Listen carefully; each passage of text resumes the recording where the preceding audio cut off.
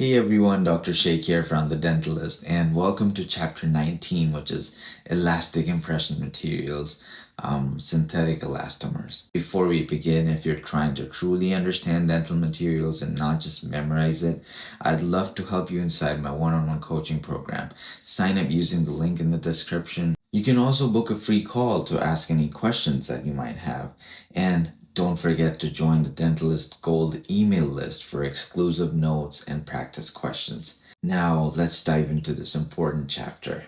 So, what are synthetic elastomers? Synthetic elastomers are rubber like elastic impression materials that are more stable and accurate than hydrocolloids.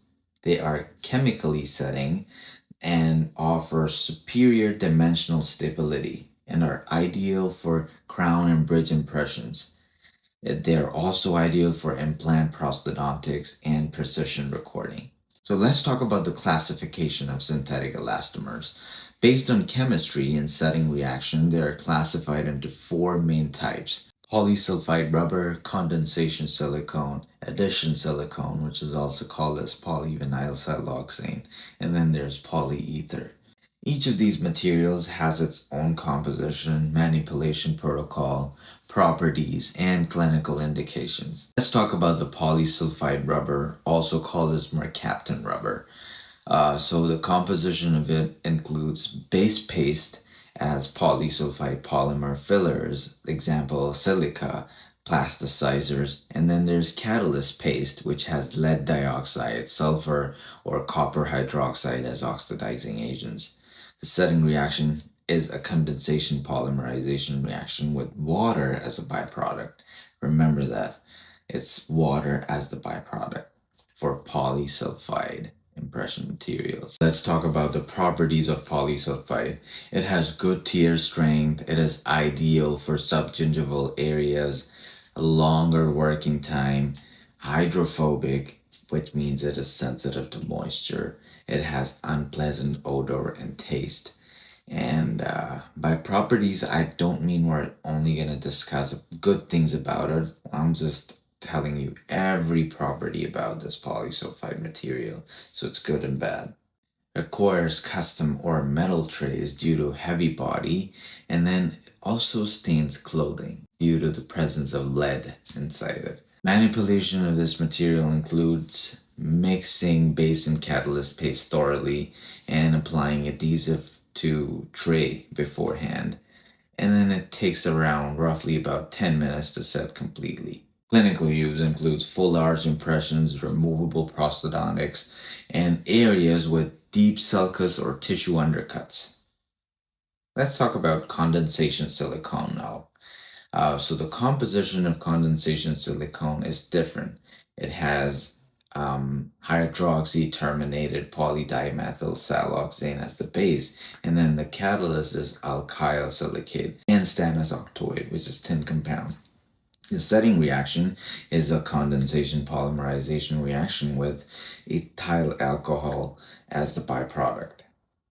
Properties include it has pleasant odor and color, elastic and accurate, hydrophobic, and then it has poor dimensional stability due to evaporation of ethyl alcohol. And then there are some things that you need to know regarding manipulation. It is available in tubes or auto mix syringes or cartridges. It requires quick pouring due to shrinkage. And then the clinical use includes crown and bridge work, preliminary implant impressions as well. But it's avoided because of its lack of dimensional stability. And then we have addition silicone, which is polyvinyl siloxane, PVS. The composition of this is vinyl terminated siloxane polymer plus fillers for base, and for catalyst it has platinum salt and silane cross-linking agents. The setting reaction includes addition polymerization, and therefore there is no byproduct formed. Since things are being added, there is no byproduct formed. Remember, this is everybody's favorite material, PVS. So properties: excellent dimensional stability, high accuracy and elastic recovery, hydrophobic. though newer versions are more hydrophilic. It can be poured multiple times, it is expensive, and it has short working time if not properly controlled. Manipulative properties to know is that it comes in putty, light body, medium, and heavy viscosities. It can be used with multiple techniques: putty wash, monophase, or dual phase. The clinical use includes fixed prosthodontics, crowns, bridges, implant impressions, and of course bite registrations as well. Now let's talk about polyether. So the composition of polyether includes polyether polymer and inert fillers as base, and aromatic sulfonate ester as the catalyst. The second reaction is cationic polymerization. The properties include that it is hydrophilic, excellent flow and wetting even in moist fields, and then it has high dimensional accuracy.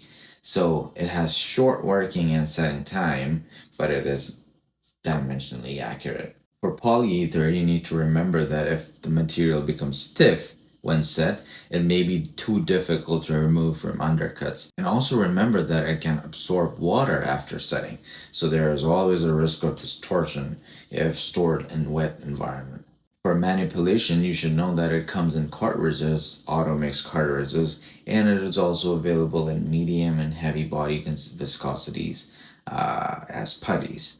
Then the clinical use that you should know is that there are used in crown and bridge impressions, implant level impressions, and situations needing to have moisture tolerance. Now, here's a comparison table that you should look closely, observe each and every property of these silicone impression materials, and compare where we are observing differences and the key characteristics of each of these, like byproducts or no byproducts, dimensional stability, um, hydrophilicity, or hydrophobic.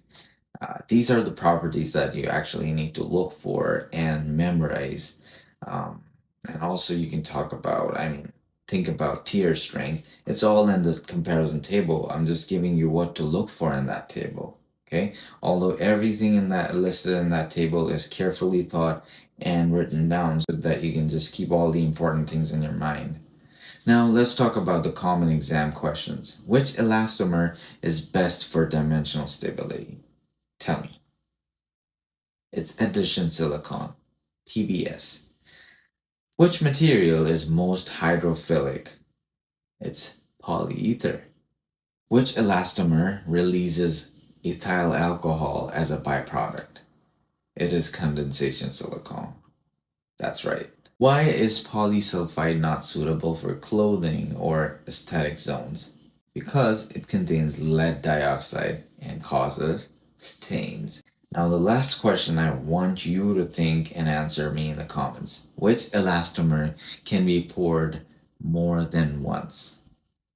Think about the favorite silicone impression material that we have. Now, to summarize, you should know that we talked about synthetic elastomers, that they have higher accuracy and dimensional stability compared to hydrocolloids. And then polysulfides are basically strong and flexible but outdated due to mess and odor. Condensation silicones are easy to use but shrink. Addition silicones are the gold standard for fixed work. I just gave you guys the answer. Polyethers are best for moisture control but can be stiff. If you want complete clarity on all topics in dental materials, just join my one-on-one coaching program. I'll guide you step by step and help you prepare with confidence. The link is in the description.